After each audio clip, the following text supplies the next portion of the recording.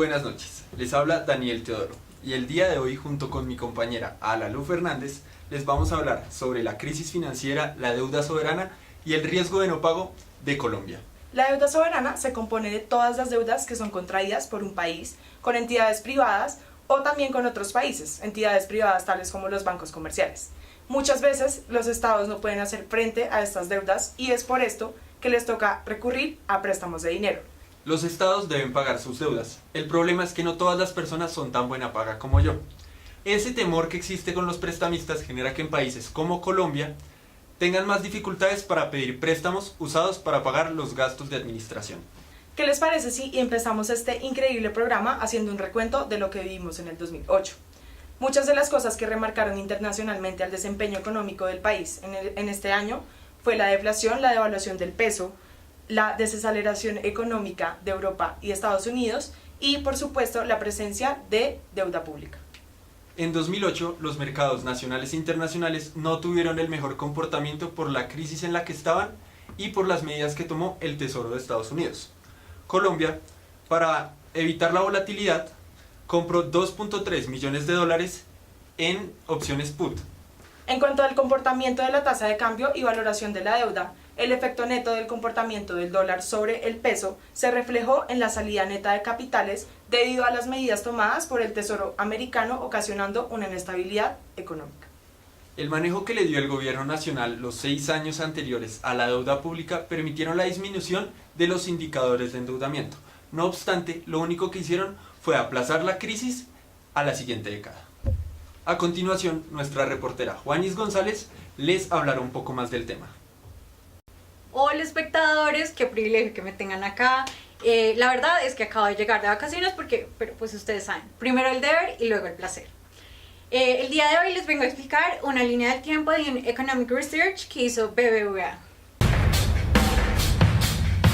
You know what? I'm pissed off. American people are getting screwed by the big banks. And I am getting madder and madder. It's unbelievable. Then this guy walks into my office and says, there's some shady stuff going down. All the banks were having a big old party. A few outsiders saw it when no one else could. The whole world economy might collapse. I'm sure the world's banks have more incentives than greed. you're wrong. No one's paying attention. The banks got greedy, and we can profit off of their stupidity. You want to bet against the banks? I think we're either high or having a stroke. Kind of brilliant. Bueno, vamos a empezar. En el 2008 hubo la quiebra de Lehman Brothers, pues como todos saben, y eso desencadenó la crisis financiera. Esto hizo que muchos perdiéramos nuestros objetos personales, nuestras casas, todo allá en Estados Unidos, y pues luego fue que le pegó al resto del mundo, pero pues bueno. Ya para 2009 se inició en Grecia una crisis de deuda soberana, que fue la primera de las 4 crisis de deuda soberana en el continente europeo. Luego, para 2011 se presentó la crisis en la eurozona. Esto se caracterizó más que todo fue por la crisis en el sistema bancario y la crisis de deuda soberana. Los países más afectados fueron los conocidos PIGS: Portugal, Irlanda, Grecia y por supuesto España. Para mayo de 2013 se dio una crisis conocida como el Taper Tantrum. Esta crisis se dio a raíz de las políticas agresivas que hizo el gobierno de los Estados Unidos en contra de los efectos que se habían dejado de la crisis del 2008. Esta crisis lo que hizo fue llevar las tasas de interés cercanas al cero.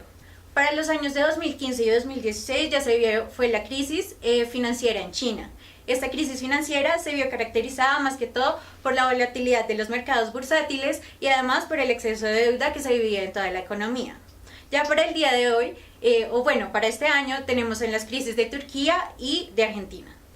La crisis de Turquía se caracterizó principalmente por el impago de los préstamos y además por la alta inflación. Por el lado de Argentina, la crisis fue una crisis cambiaria con antecedentes del 17 de diciembre de 2015, a una semana de la posesión de Mauricio Macri, cuando se presentó una devaluación del 42% del peso argentino. El gobierno de Mauricio Macri buscó medidas para evitar que la inflación siguiera siendo muy alta. Sin embargo, no fueron del todo fructíferas. Y al final, estas medidas lo que generaron fue que la inflación aumentara y además la actividad económica disminuyera. Por supuesto, sus calificaciones de riesgo se derrumbaron y la posibilidad de que organismos internacionales les concedan préstamos disminuyeron considerablemente. Pero entonces, ¿qué determina la calificación de riesgo de un país? ¿Y qué también estamos calificados?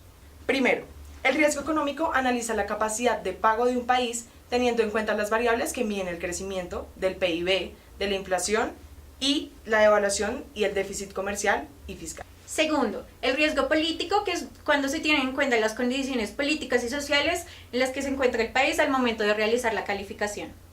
Tercero, el riesgo social, que intenta medir la idiosincrasia de la población.